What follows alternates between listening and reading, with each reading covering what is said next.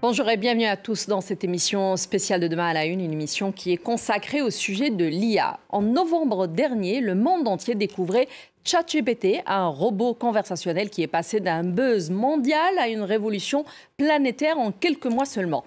Mais ce qui est passionné il y a un an inquiète certains aujourd'hui, et ce à plusieurs niveaux. Les robots font-ils concurrence au cerveau humain? Doit-on se méfier de l'IA générative? La révolution tech menace-t-elle nos économies et nos sociétés? Ou alors tout simplement, est-ce que l'IA peut nous manipuler, nous les humains? C'est à ces questions que le sommet mondial qu'accueille le Royaume-Uni les 1er et 2 novembre tentera de répondre, et ce dont nous allons aussi débattre avec mes invités dans quelques instants dans cette émission spéciale consacrée au sujet de la gouvernance de l'intelligence artificielle.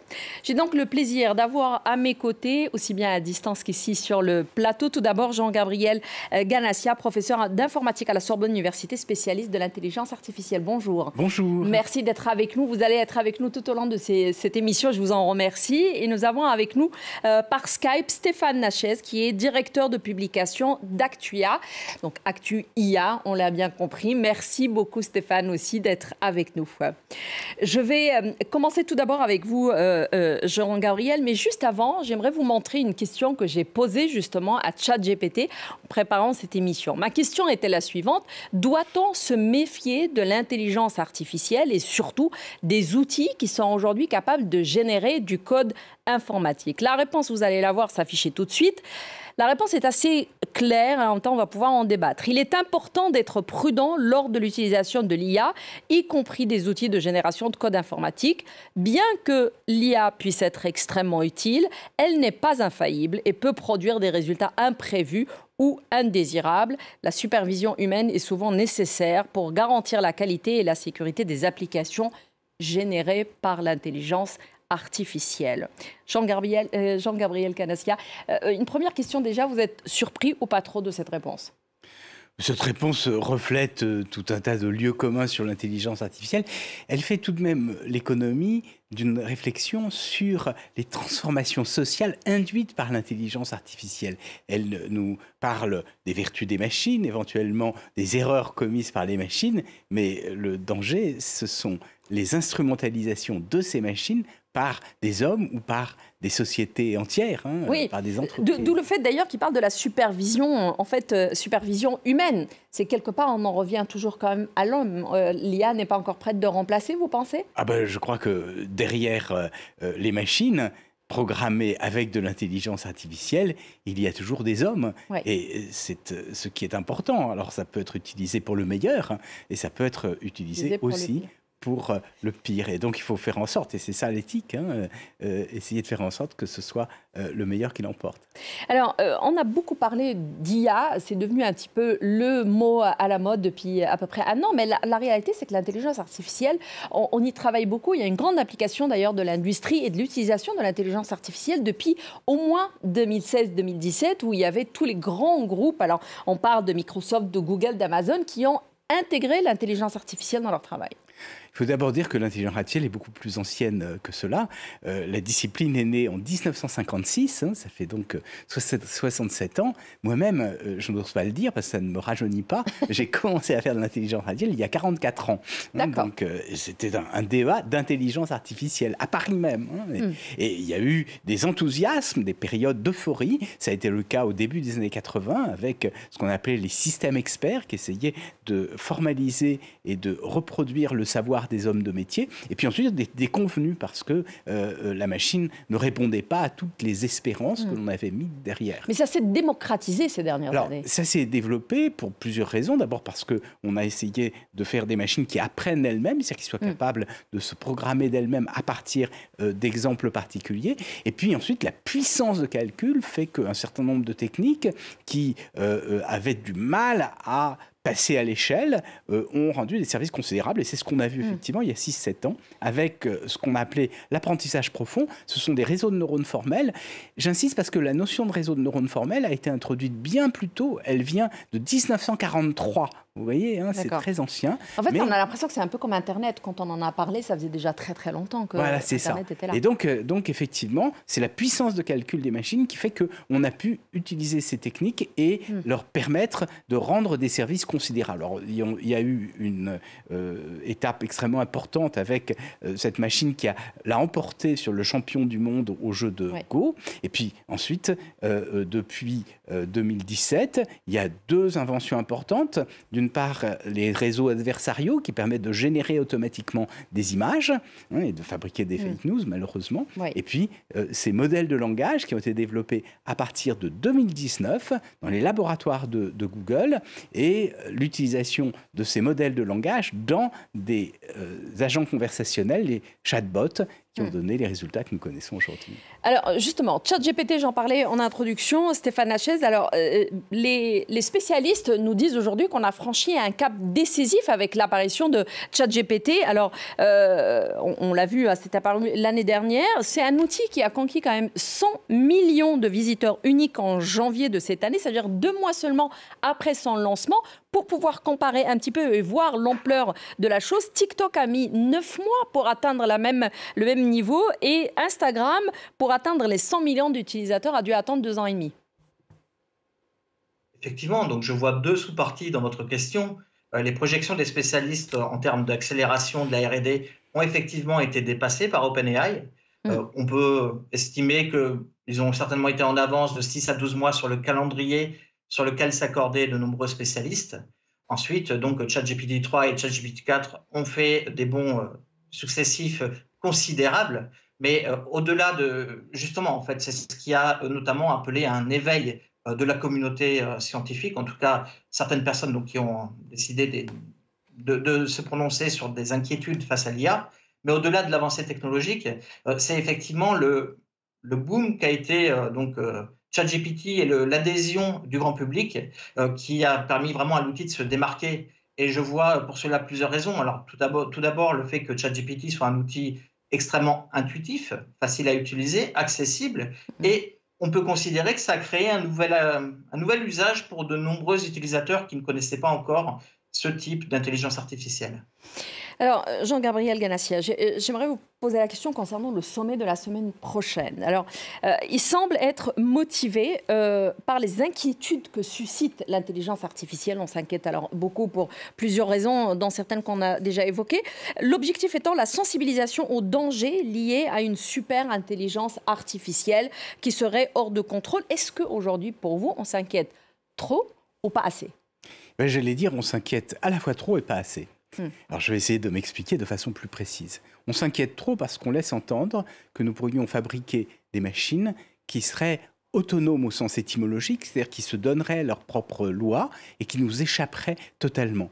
On dit de temps en temps qu'il va y avoir des esprits non humains à l'intérieur des machines. Vous vous souvenez, l'an dernier, un moratoire a été demandé par un certain nombre d'hommes d'affaires et de spécialistes d'intelligence artificielle en nous disant attention, ces machines, Elon Musk me semble-t-il, ces machines vont nous échapper. Or ça, je crois que c'est totalement faux. Ces machines sont faites par des humains, elles sont sur des ordinateurs que l'on peut débrancher à tout moment. Mais en revanche, et c'est là où on a raison de s'inquiéter, les transformations sociales induites par l'intelligence artificielle sont majeures. Et il y a des risques politiques, des risques économiques liés au développement de l'intelligence artificielle. Nous le voyons tous les jours avec les réseaux sociaux et ce qu'on appelle le profilage, qui est de l'intelligence artificielle. Nous avons une société qui tend à devenir de plus en plus fragmentée, où cet espace commun d'échange, qui était par exemple les médias de masse, tend à avoir de moins en moins d'influence et chacun reçoit l'information qui convient exactement à sa personnalité, qui est susceptible de la marquer. Nous faisons vivre un peu dans des bulles. Exactement. Où on ne reçoit que les choses auxquelles on s'intéresse éventuellement, mais du coup moins de curiosité sur l'autre. Et ça peut avoir des conséquences politiques majeures pour la société, conduire à une fragmentation du tissu social. Alors Stéphane Nachez, j'aimerais vous demander justement, parce qu'aujourd'hui on parle de l'implication de l'IA dans l'industrie, on a vu que ça remonte déjà il y a quelques années. Est-ce que le secret industriel, si on parle de ce sommet, peut permettre un réel échange? Est-ce que tous les gens qui sont autour de la la table au Royaume-Uni la semaine prochaine vont vraiment pouvoir parler de ce qu'ils ont déjà fait, ce qu'ils préparent, etc., pour étudier ensemble les dangers? Alors, la tradition de l'open source, en tout cas, et du partage de la recherche, est vraiment très ancrée dans le domaine de l'intelligence artificielle. Donc, on a de nombreux laboratoires qui partagent leurs travaux, comme Meta, par exemple, qui a partagé des travaux d'un concurrent à ChatGPT.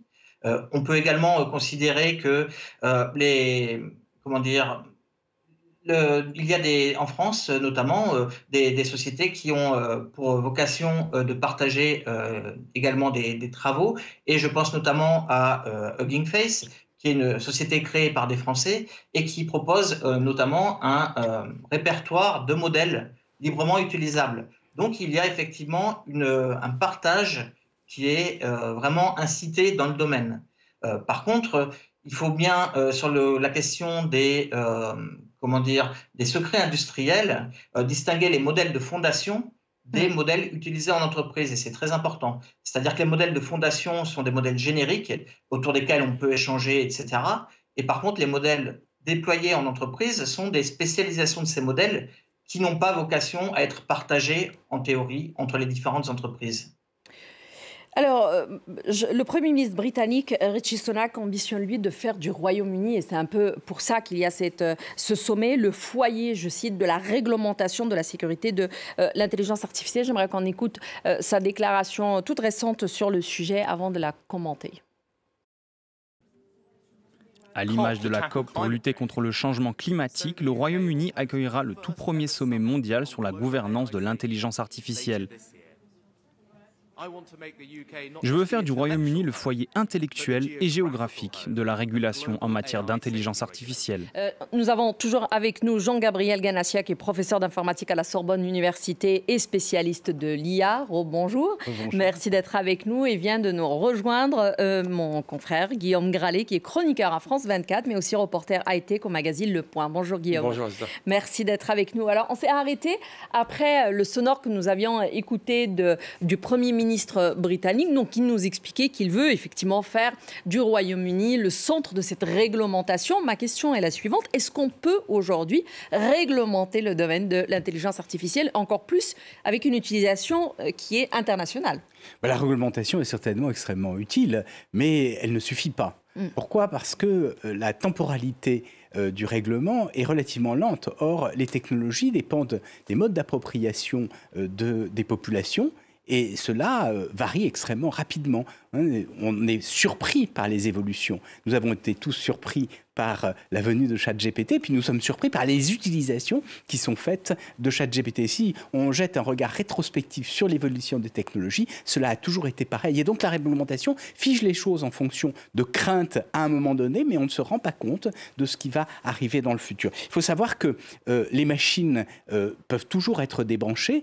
Ce qui pose problème, ce sont les hommes derrière les machines. Alors ça, c'est beaucoup plus problématique. Et puis ce qui pose encore plus de problème, c'est la machinerie sociale qui se met en place en utilisant ces machines et qui, quelquefois, est imprévisible. C'est-à-dire que tout d'un coup, il va y avoir un système social qui ne pourra plus se passer des machines. Par exemple, aujourd'hui, dans les hôpitaux, dans les banques, si vous coupez l'électricité et que les ordinateurs ne fonctionnent plus, vous créez des désordres importants. Et donc, c'est de ça dont il faut se méfier, plus que des machines elles-mêmes. Alors, en parlant aussi de l'utilisation, en juillet dernier, le Conseil de sécurité de l'ONU avait tenu son premier débat sur l'intelligence artificielle et le maintien de la paix et de la sécurité internationale. C'est dire l'importance du sujet aujourd'hui. C'était justement lors de la présidence britannique, c'était en juillet dernier, comme je disais. Est-ce que dans ce domaine, c'est un peu comme quand on parle de l'environnement, par exemple, ou du climat, les pays riches produisent, utilisent, et les pays pauvres subissent?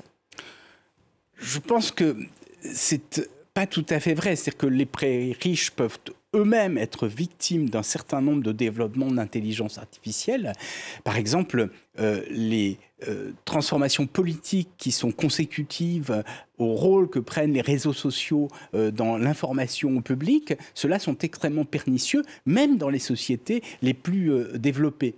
Et dans les pays pauvres, il peut y avoir bien sûr des conséquences néfastes qui sont à mon sens, dû au pouvoir que prennent les grands acteurs de l'Internet qui exercent tout d'un coup des fonctions un tout petit peu régaliennes à l'intérieur de ces pays. Mais en même temps, ça peut aussi apporter énormément parce que, par exemple, dans le secteur de la santé, dans le secteur de l'agronomie, etc., dans le secteur de l'environnement aussi, ça peut être extrêmement positif. Donc, ce n'est pas aussi simple que cela.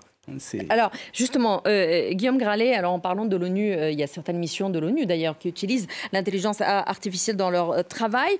On en parle dans l'environnement, on en parle dans la santé.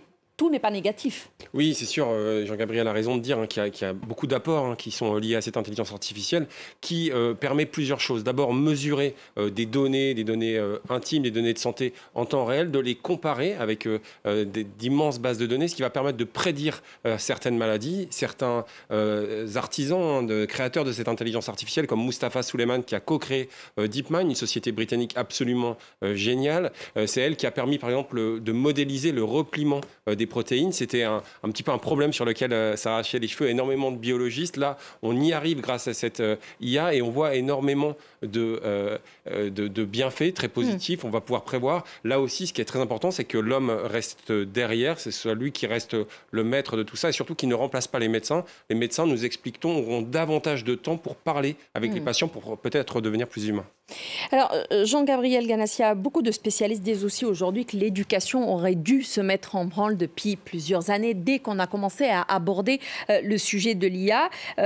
Donc, au lieu de sommer, comme on va en avoir là, mais probablement d'autres, est-ce qu'il ne faudrait pas plus s'adresser à la jeune génération, aux jeunes qui vont, eux, vivre avec cette IA pour mieux l'utiliser demain ?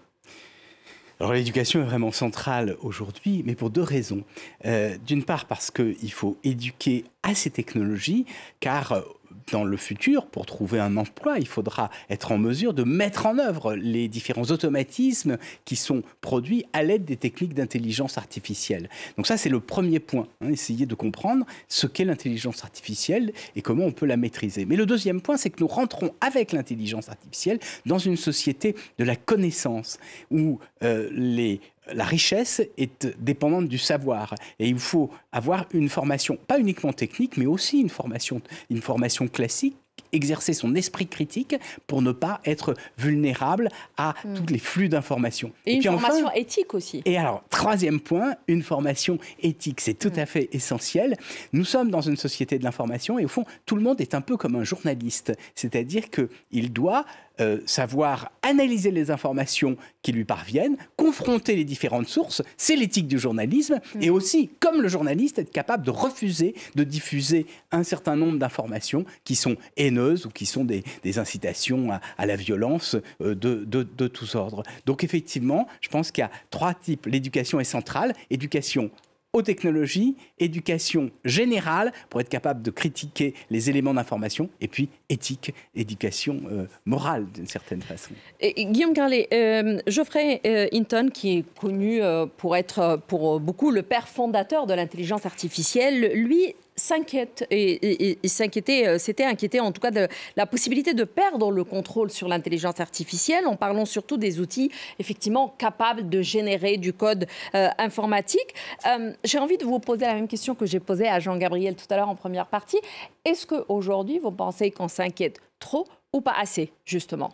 Je ne pense pas qu'on s'inquiète trop parce que c'est toujours très bien de parler de ce genre de phénomène, surtout qu'il y a une accélération. Mustapha Suleyman, dont je parlais tout à l'heure, a écrit un livre qui s'appelle La déferlante, c'est-à-dire que c'est pour montrer à quel point ça va vite et ça va aller de plus en plus vite. Donc autant en parler, autant rendre ces débats très ouverts. Il y a effectivement plusieurs dangers. Des dangers à très long terme, c'est essentiellement sur l'emploi. Donc il faut savoir dans quelle société on veut vivre. Le co-créateur de ChatGPT, Sam Altman, lui explique qu'il faudra un revenu minimum universel pour tout le monde. Alors on peut être d'accord ou pas, mais en tout cas ça mérite de poser le débat. Et à très court terme, il y a plusieurs dangers liés à cette intelligence artificielle générative. D'abord, le rapport à la vérité, c'est-à-dire qu'on voit de plus en plus des images plus vraies que nature. On va parler, il y a aussi le danger de l'enfermement, de plus en plus avec des robots conversationnels qui vont vous enfermer pour que vous continuiez à parler avec ce robot. Ça peut être un des dangers.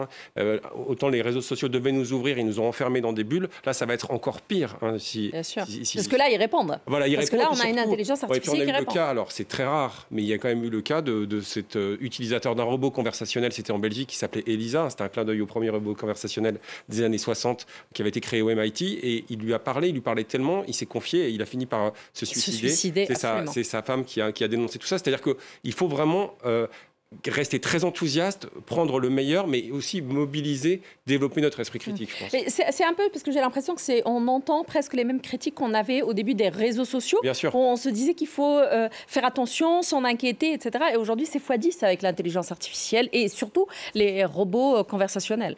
Mais c'est effectivement ce côté d'accélération qui est le plus dur pour nous à appréhender. Et je pense qu'il y aura, j'ai parlé tout à l'heure du revenu universel, je pense qu'il y aura aussi une création d'inégalités assez forte si on n'y prête pas attention. On était toujours étonnés de voir les fortunes qui avaient été amassées par les créateurs de ce qu'on appelle les big tech. Là, ça pourrait aller peut-être encore plus vite. Alors, ce qu'on voit, c'est assez surprenant, c'est que c'est essentiellement les big tech qui sont les plus fortes aujourd'hui aussi dans l'IA, comme Microsoft ou encore Google. Donc, il faudra faire en sorte, et il y a des initiatives très bien en Afrique, par exemple le réseau Indaba, qu'il faut vraiment encourager pour que ce soit une IA vraiment représentative de tout le monde.